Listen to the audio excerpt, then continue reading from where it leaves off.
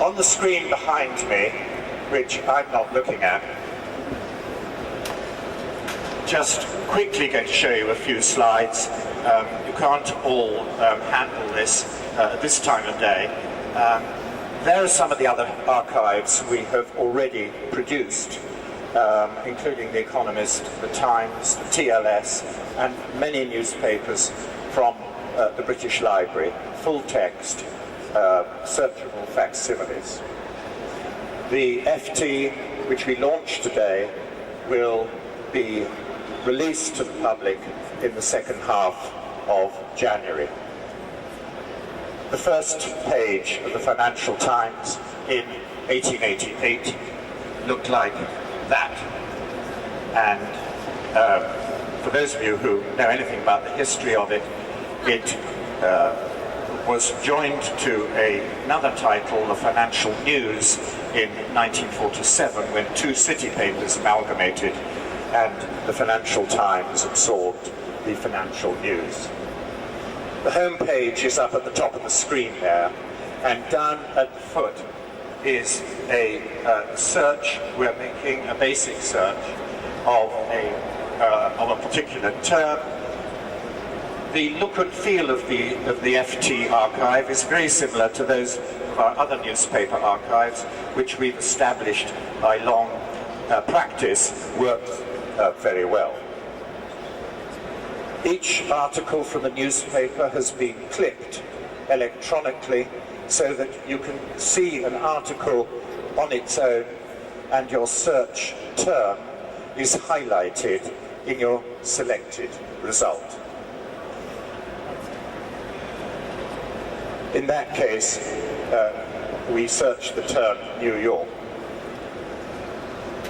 From here, you can go to a full page and see the article in its published context. This illustrates the kind of material that the Financial Times in recent years has developed into, and also illustrates the range of its coverage, now that it is effectively the single newspaper of choice for businessmen nationally and internationally. One feature of the work we have done is to categorize each article, partly according to the format of the paper itself, and in part to help users limit their searches to editorial, to advertising, to city news, or whatever it may be. And that's one of the definite added value propositions we suggest, we know from the market that people welcome, to avoid the need to download huge numbers of articles unnecessarily.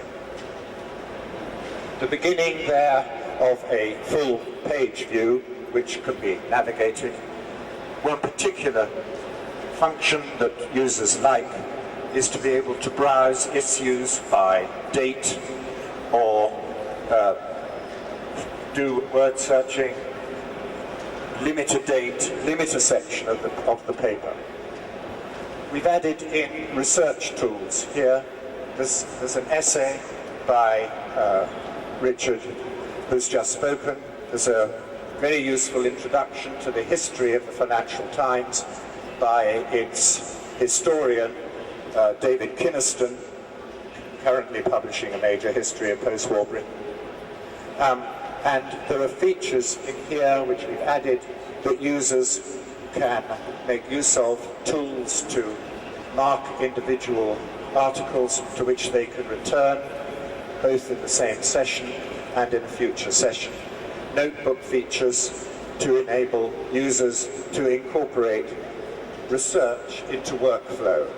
Far too often these are separated historically, and one of the thrusts of Cengage is to integrate the research practice into the task of learning, presentation, teaching, and extracting.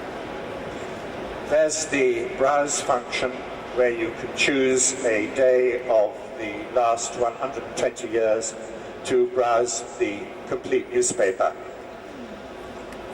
You may get a brief sight of the celebration launch cake, which is it's too heavy to hold up unless you're on the front. But the image on the top is a full page reproduction of the pink front page of the Financial Times. I just want to get a shot of it before it disappears. We're going to cut the cake. It's a photo opportunity. You guys stand in. Right, where shall I go? Yeah?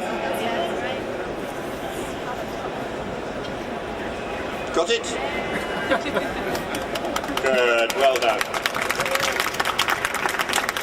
I'm only going to... Look, I do want to say one thing. I must keep you a moment. And I should have said it earlier.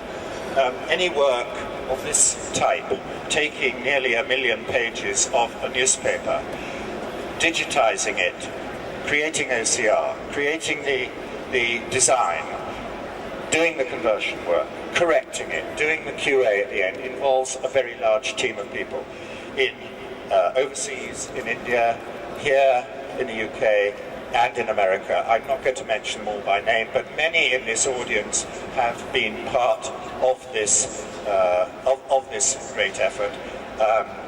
You know who you are. Please, if you're at all interested, not from Cengage, and would like to find out how we go about this, please do approach one of us. Have a wonderful time. Thank you so much for coming.